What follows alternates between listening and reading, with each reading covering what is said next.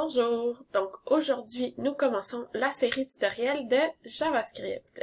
JavaScript, qu'est-ce que c'est en fait? C'est ce qui va rajouter de l'interactivité dans ta page web ou ta web app. OK?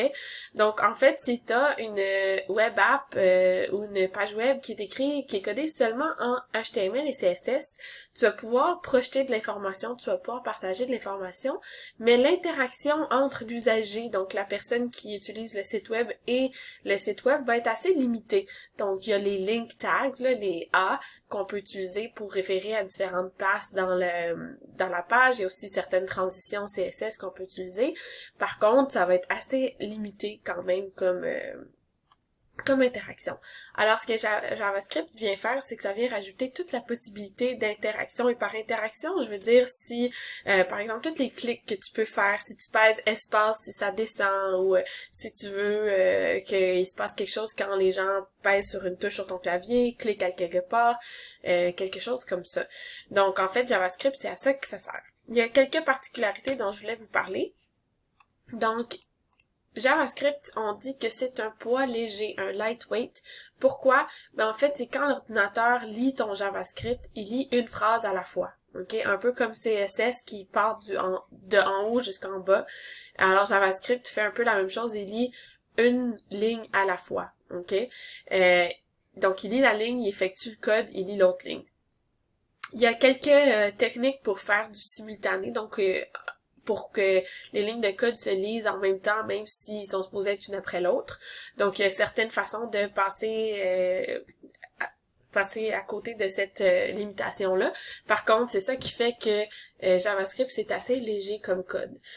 Contrairement à du Java, qui, par exemple, pour exécuter du Java, faut tout lire en même temps. Donc, faut tout lire, et puis là, le Java s'exécute. Donc JavaScript c'est aussi cross-platform. Donc ce que ça veut dire c'est que c'est pas juste pour les sites web, là, ça peut être aussi pour les web apps, pour les apps. C'est aussi un langage qui code le côté client et le côté serveur. Le côté client, c'est toute l'interface, tout ce que, dans le fond, toi, quand tu utilises un ordinateur puis que tu vas sur un site internet, le côté client, c'est ce que toi, tu vois. Le côté serveur, c'est tout ce qui est en arrière que toi, tu vois pas, mais que le site a besoin pour fonctionner. Alors, ce qu'il fait avec JavaScript, c'est que ça fait un peu des deux, dans le sens que ça peut effectuer des mathématiques que tu ne verras jamais, mais ça peut aussi aller changer l'interface de ton site internet. Donc, voilà. Et une autre chose qui est super le fun avec JavaScript, c'est qu'il y a beaucoup de frameworks et de libraries. Dans le fond, ça, c'est quoi? Un framework, c'est un langage qui a déjà beaucoup de bases. Fait que quand on commence un projet, des fois, c'est le fun de prendre un framework quand on apprend à les utiliser, parce que tu vas avoir, par exemple, plein de classes, de IDs qui sont déjà là, puis qui viennent déjà avec toute une panoplie de styles, puis de fonctionnalités déjà intégrées. Après, toi, tu peux modifier ce framework-là pour que vraiment il fit ton projet. Donc ça, c'est super intéressant, ça sauve beaucoup de temps.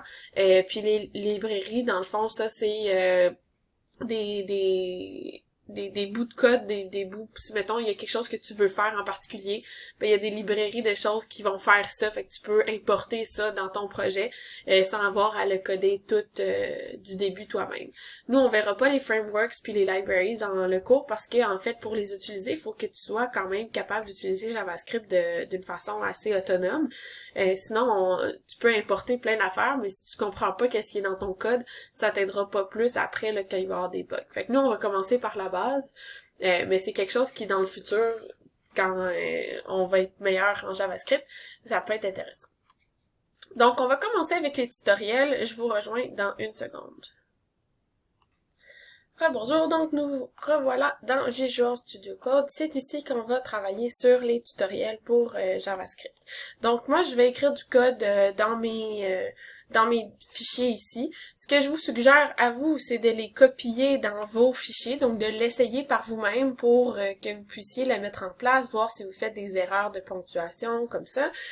Par contre, tout le code que je vais écrire dans les tutoriels va être disponible sur le site internet quand vous allez pouvoir cliquer sur la flèche jaune qui va vous permettre de downloader les notes de cours. Donc, les notes de cours, en fait, c'est le code que moi j'écris dans les vidéos. OK?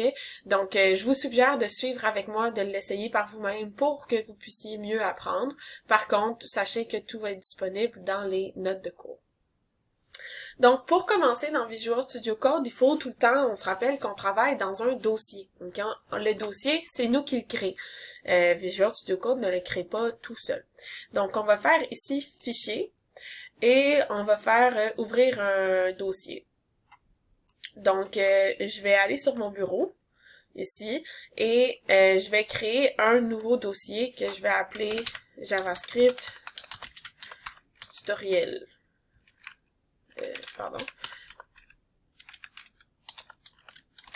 JavaScript tutoriel, voilà, sélectionner un dossier, et je vais l'ouvrir comme ça. Si vous êtes sur un Mac, vous pouvez suivre les instructions, là, ça va être un peu différent.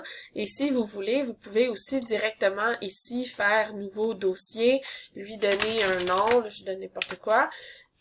Ensuite, aller dans Visual Studio Code, faire fichier, ouvrir et aller chercher votre dossier comme ça ici. Ok, donc c'est les choix qui s'offrent à vous. Voilà. Ensuite, il va falloir se créer un fichier. Donc, je vais créer un fichier HTML ici, que je vais appeler index.html, comme la coutume le veut. Voilà. Et ensuite, on va se créer un JavaScript, mais avant, on va juste faire une petite mini-page HTML. Donc, on va mettre notre boilerplate. Ici, je vais marquer série ou juste tutoriel JavaScript tutoriel. Voilà.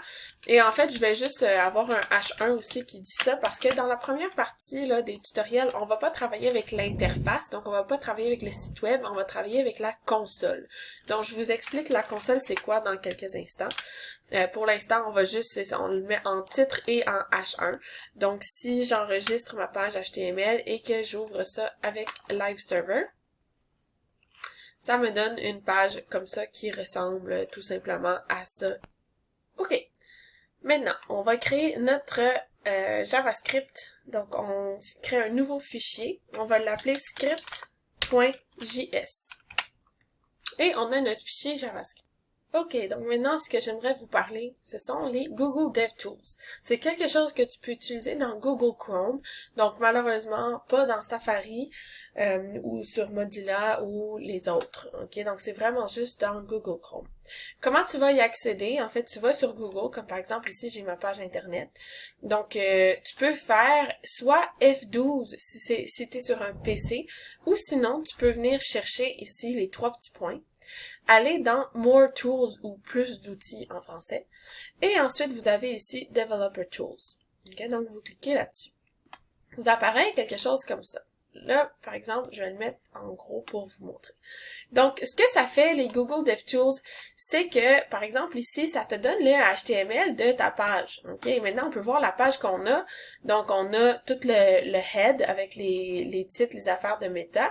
Puis dans notre body, qu'est-ce qu'on a? Ben, on a un H1, JavaScript tutoriel, et c'est tout. OK? Donc, c'est tout ce qu'on a. Et ça nous montre c'est quoi. Si, par exemple, je vais sur une autre page, donc si, ici, j'ouvre un autre...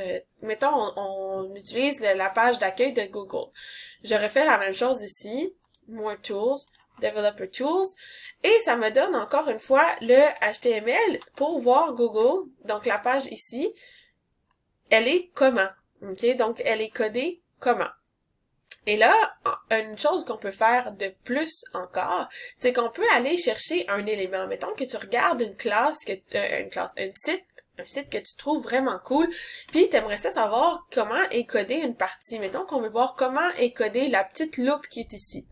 Alors, juste en mettant notre souris dessus, ça nous donne la couleur, ça nous donne le div, ça nous donne ça nous donne plein d'informations.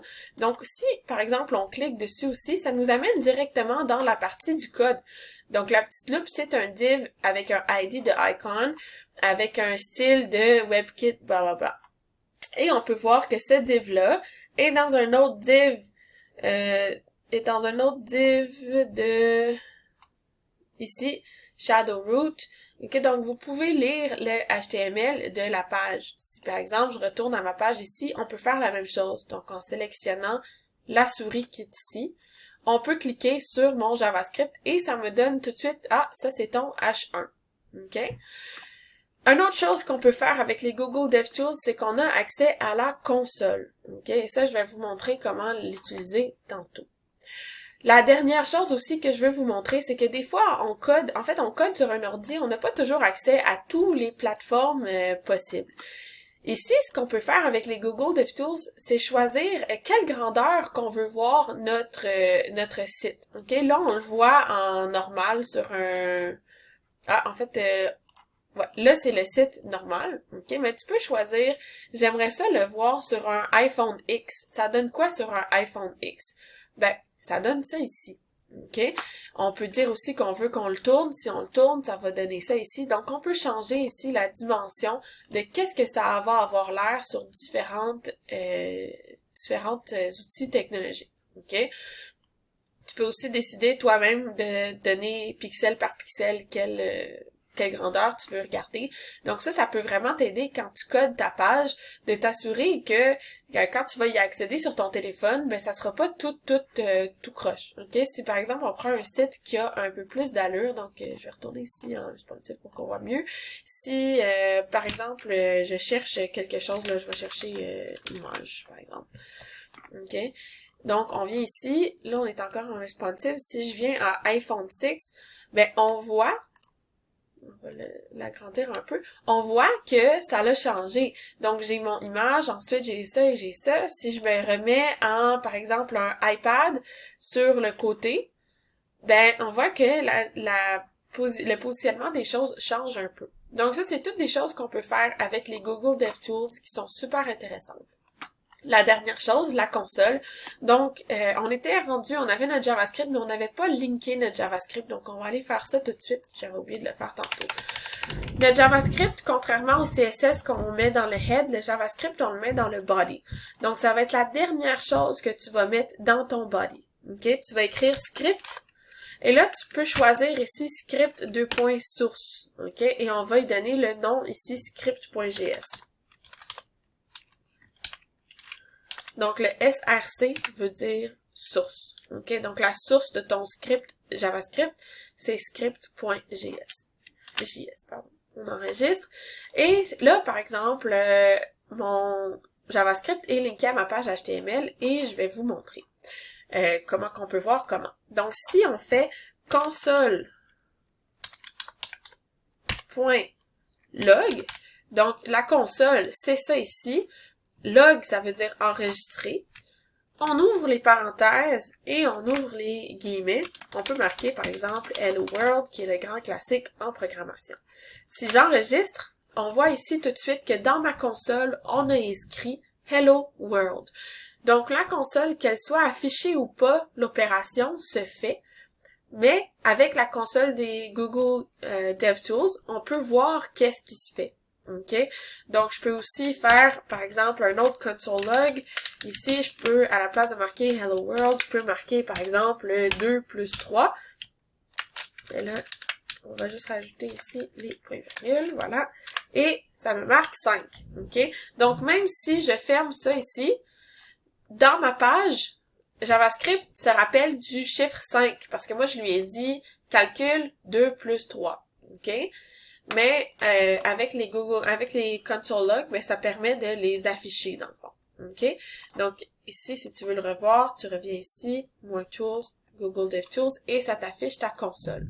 Donc, pour les premières vidéos, on va travailler beaucoup dans la console. Donc, rappelez-vous, c'est important d'avoir Google Chrome et non pas Safari. Et vous pouvez avoir Google Chrome sur les Mac aussi, là. Et là, c'est les 3 petits points ici. Vous allez dans More Tools, Google DevTools. Donc voilà, ça vous fait quand même une pas pire introduction à JavaScript. Dans le prochain vidéo, on va commencer à voir les variables, mais au moins maintenant, vous savez comment créer votre HTML, vous le savez déjà, mais comment linker votre JavaScript, comment créer votre fichier et comment utiliser les Google DevTools qu'on va utiliser dans beaucoup de tutoriels. Donc voilà, je vous laisse et je vous vois dans le prochain vidéo. Bye guys!